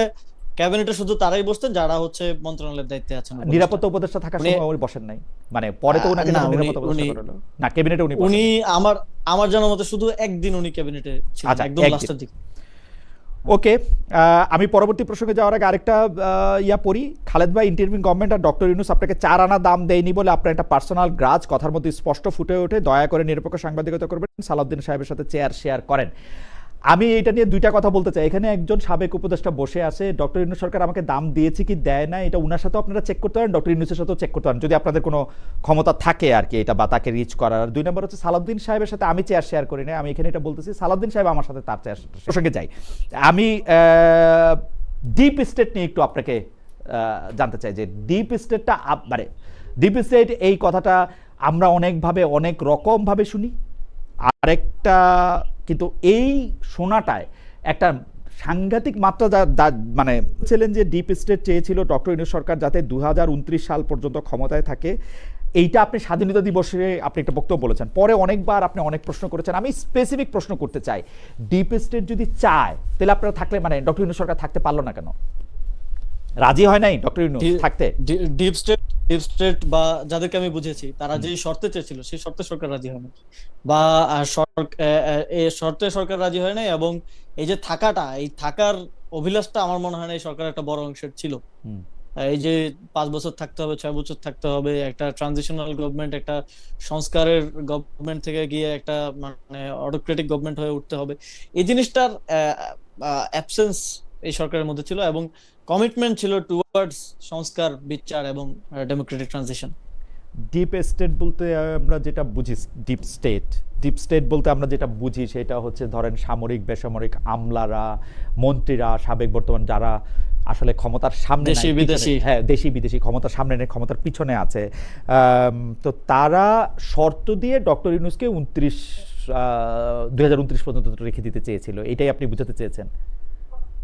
হ্যাঁ, এবং তারা শর্তগুলি সবসময় কি ছিল? active, যে এবং আমি শর্তগুলি ছিল ডক্টর ইউনূস সাহেব থাকবেন কিন্তু দেশ চালাবেন ওনারা। হ্যাঁ, যেটা ১/১১ সরকারের সময় হয়েছে, কিংবা এখনো আমরা দেখছি যে বিভিন্ন কিছু তখন আমাদেরকে যে বিষয়গুলো করার জন্য বলা হয়েছিল সেই বিষয়গুলোই একটা সরকার যখন বর্তমান সরকার যখন করছে, তখন আমি এটাও বলেছি যে এই যে 2/3 পাওয়া, এটাও এটার সাথেও ডিপ স্টেটের সম্পর্ক আছে, এটার সাথেও ইঞ্জিনিয়ারিং এর সম্পর্ক আছে। এবং ফলে আমি যখন দেখি যে যে বিষয়গুলো আমাকে বা আমাদেরকে বলা হয়েছিল যে এইগুলো হইলে আপনারা থাকতে পারবেন, এগুলো যখন এই সরকার এসে করে, তখন আমার কাছে এটা অনেকটা স্পষ্ট হয়ে যায় যে তাদের সাথে একটা বোঝাপড়ার মধ্য দিয়েই এই সরকারটা পরিচালিত হচ্ছে। দুই একটা বলবেন যে মানে যেটা দেখে আপনার কাছে মনে হচ্ছে যে এই যে এই যে ধরেন আমি যদি জাস্ট একটা এক্সাম্পল দিই, যে অ্যাসালামের পুনর্বাসন করা বাংলাদেশের আর্থিক খাতে, জাস্ট একটা এক্সাম্পল, এর বাইরে আরো অনেক কিছু আছে। এই এই একটা দিয়েই আমি অনেকটাই বুঝতে পারি যে ঠিক আছে, একটা আন্ডারস্ট্যান্ডিং তো আছে অবশ্যই। ওই সময় যে ডিপ স্টেট কাজ করতো তারা কি আপনাদের সাথে যোগাযোগ রাখতো? মানে আপনার সাথে কি দেখা হয়েছে, কথা হয়েছে বলে আপনি এখন বুঝতে পারেন? প্রশ্নটা কেন করতেছি আমি বলি যে এনসিপি প্রধান নাহিদ সাহেব একবার বলেছিলেন যে ওসমান হাদিকে ডিপ স্টেট, যে ওসমান হাদিকে ডিপ স্টেট হত্যা করিয়েছে সেই ডিপ স্টেট আর আপনার বলা ডিপ স্টেট কি অভিন্ন নাকি আলাদা? অনেক এটা একটু বললে তারপর পরেরটা বলি। না, কে হত্যা করেছে সেটা তো আমরা জানি না, এটা একটা ধারণা প্রসূত জায়গা থেকে বলা, অথবা হয়তো উনি কোনো হিন্ট পেয়েছেন বা কিছু। এবং এখানে এই যে দেখেন আরেকটা বিষয় ছিল সেখানে, এই যে গুমের যে বিষয়টা, এখন আমরা দেখলাম যে গুম অধ্যাদেশ, গুম কমিশন অধ্যাদেশ, গুম প্রতিরোধ প্রতিকার অধ্যাদেশ বাতিল করে দেওয়া হলো। আমাদেরকে তখন এটাও বলা হয়েছে যে এই যে গুম টুম যা হইছে হইছে, এগুলা নিয়ে বেশি কিছু আসলে করা ঠিক হবে না, বা এগুলা নিয়ে এই যে এই জায়গাগুলোতে কম্প্রোমাইজ করতে পারলে তারা এই সরকারকে রাখবেন। এই যে ডিপ স্টেট বলতে আমরা যাদেরকে বলতেছি তারা তো মানে আপনাকে অ্যাপিয়ার করে না। আচ্ছা, মানে কোন একটা তথ্য দেওয়া বা কোন একটা কাউরে দিয়ে বলানো বা কিছু বলানো, রাইট, বিভিন্ন ওয়েতে আসলে ওয়ার্ক করে। यस, জুলাই আন্দোলনে যারা ফ্রন্টলাইনার ছিল তাদের সাথে কি তাদের রাজনৈতিক দল গঠনের সময় বা শেখ হাসিনা বিরুদ্ধে আন্দোলনের সময় তাদেরকে কি, তাদের জন্য কি ডিপ স্টেটের কোনো প্রেসক্রিপশন ছিল?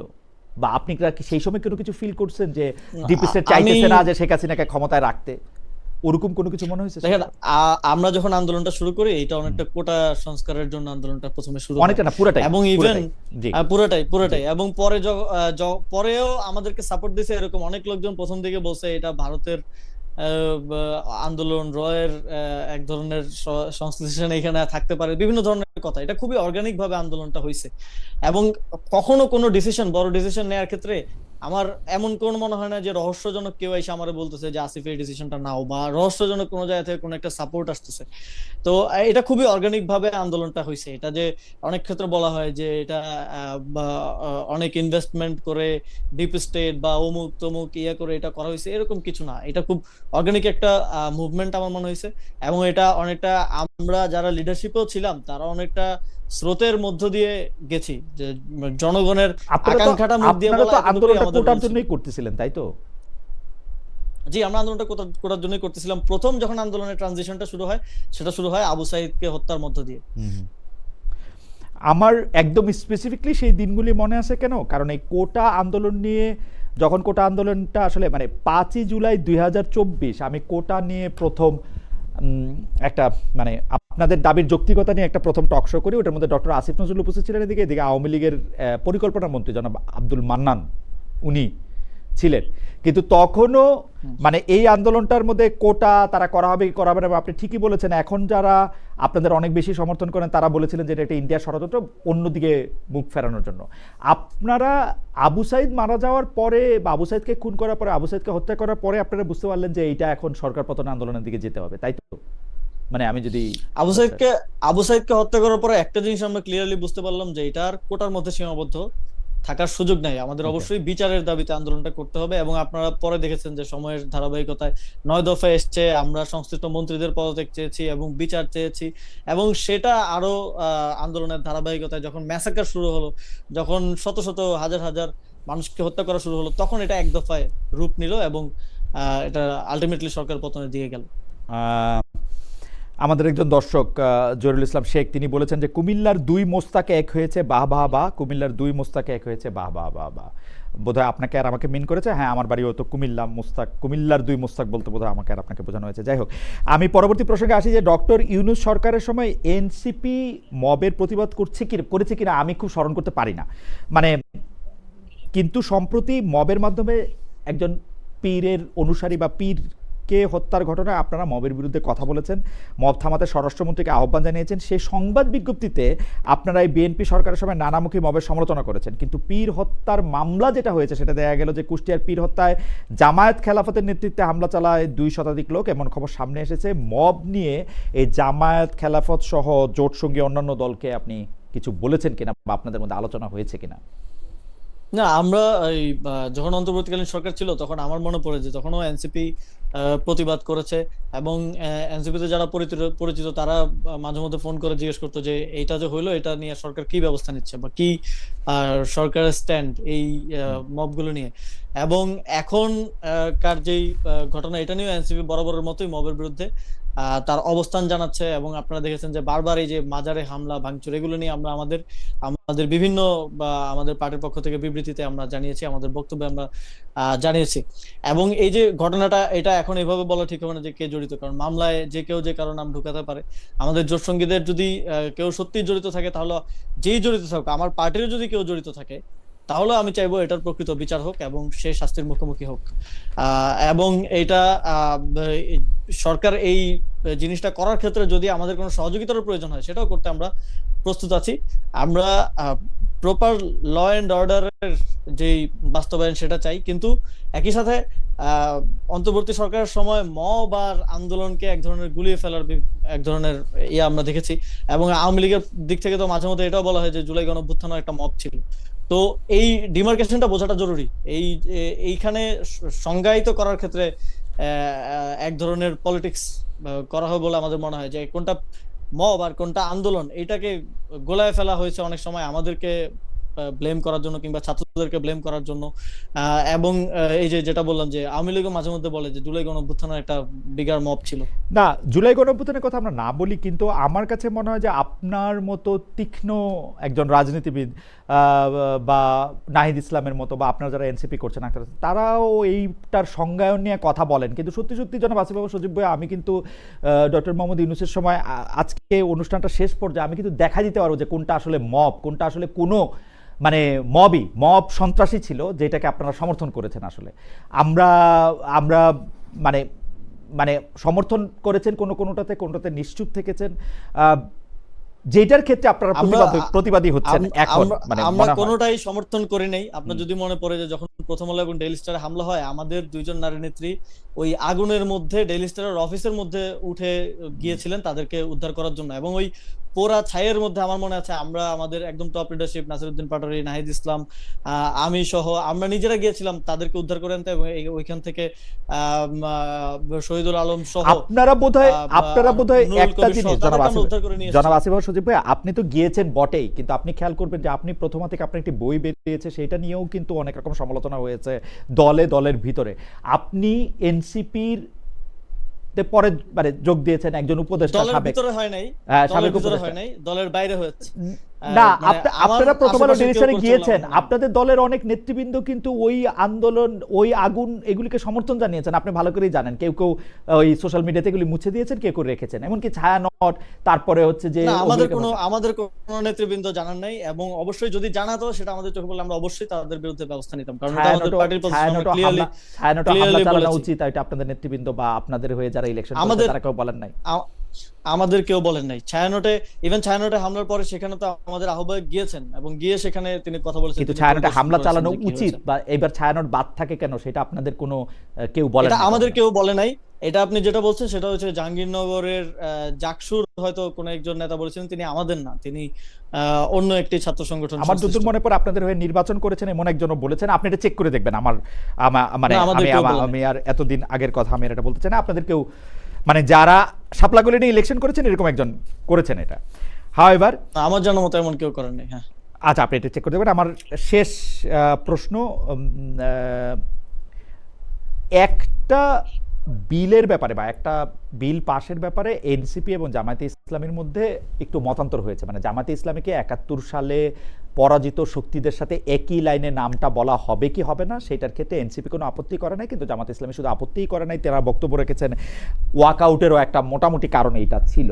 আপনার কাছে কি মনে হয় এনসিপি কি একটা লম্বা সময় জামায়াতে ইসলামের সাথে রাজনীতিটা চালিয়ে যেতে পারবে? মানে আপনারা বলছেন বটে যে এইটা কোনো আদর্শিক জোট না, এটা একটা নির্বাচনী জোট, কিন্তু যদি এই রাজনীতিটা পাশাপাশি থেকে চালিয়ে যেতে হয় এটা কি আসলে এনসিপির জন্য ভালো খারাপ মন্দ, বা নাকি অনেকেই বলছেন যে ১-১.৫ বছরের মধ্যে এরকম হতে পারে যে এনসিপি বেরিয়ে আসতে পারে, খুব দ্রুতও বেরিয়ে আসতে পারে?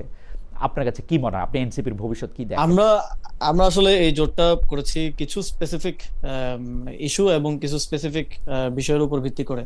যেমন সংস্কারের বিষয়ে আমাদের যে কালেকটিভ কমিটমেন্ট, ওই জায়গা থেকে এই জোটটা মানে হয়েছে, সংস্কার, বিচার, এই বিষয়গুলোর উপরে। এবং এইগুলো সমাধান করার জন্য এবং এই বিষয়ে যে সরকার এখন পুরোপুরি ইউটার্ন নিল এক ধরনের, এবং সেটার জন্য আমাদের রাজনৈতিক লড়াইটাও আমরা মনে করছি যে এই বিষয়গুলোতে একমতের ভিত্তিতে যেহেতু জোটটা হয়েছে, আমরা একসাথে করব, এবং সেটা আমরা করে যাচ্ছি। এখন জোটের ভবিষ্যৎ কেউ বলতে পারে না যে কতদিন জোট থাকবে, কতদিন থাকবে না, কবে কি হবে, এটা কেউ এখন বলতে পারে না। বাট আমরা আমাদের এই যে রাজনৈতিক বিষয়গুলোর উপর ভিত্তি করে যে আমাদের যে জোটটা হয়েছে, সেই জোটটা এই বিষয়গুলো সমাধান করার জন্য আমরা এখন একসাথে রাজপথের কর্মসূচি, সভা, সেমিনার এগুলো করে যাচ্ছি। আচ্ছা, শেষ মন্তব্যটা পরে আপনাকে একটা ধন্যবাদ দেবো। আপনার যদি কোনো কিছু বলার থাকে আপনি দিলে বলবেন। জালাল আহমেদ উনি বলছেন আপনি কিন্তু আসিফ সাহেবের সাথে খুব নমনীয়, কারণ কি? কারণ আমার আসিফ সাহেবকে খুব পছন্দ, সেজন্য। যাই হোক, জনাব আসিফ মোহাম্মদ সজীব ভাই, আপনি আপনার শেষ বক্তব্য যদি বলেন। আবার মাঝখানে একটু বলি, এইটুকু অংশ কেটেই আবার মানে এগুলি অনেকটা এগুলি আচ্ছা, হাওয়েভার কাটলে কাটেন, অসুবিধা নাই। জনাব আসিফ মোহাম্মদ সজীব ভাইয়া, আপনি আজকে মানে যদি আপনার দর্শকদের উদ্দেশ্যে বা কারোর জন্য কোনো কিছু বলতে চান, আপনি কনক্লুডিং লাইন বলতে পারেন। আমার আর কোনো প্রশ্ন নাই, আপনি অনেকগুলি প্রশ্ন জবাব দিয়েছেন এবং অনেকগুলি ব্যাপারে আমাদের যে ধারণাগত ধারণা ছিল সেক্ষেত্রে আপনার মন্তব্য আপনি জানিয়েছেন। না, আমাদের জায়গা থেকে জাতীয় নাগরিক পার্টি এবং জাতীয় নাগরিক পার্টির নেতৃবৃন্দ সবসময় জবাবদিহিতার ক্ষেত্রে এবং আমরা যে মানুষদের জন্য রাজনীতি করি তাদের কাছে ক্লিয়ার থাকার ক্ষেত্রে কোনো সময় কোনো ধরনের কার্পণ্য করি না। আমাদের যত প্রশ্ন এসেছে সব প্রশ্ন আমরা সব সময় সাহসিকতার সাথে এবং সততার সাথে ডিল করার মানে চেষ্টা করি এবং এই স্বচ্ছতাটা রাখার চেষ্টা করি। যদিও আমাদের দিকে যে প্রশ্নগুলো আসে সেগুলো অন্যান্য কনভেনশনাল রাজনৈতিক দলগুলোর দিকে যায় না, তবে আমাদের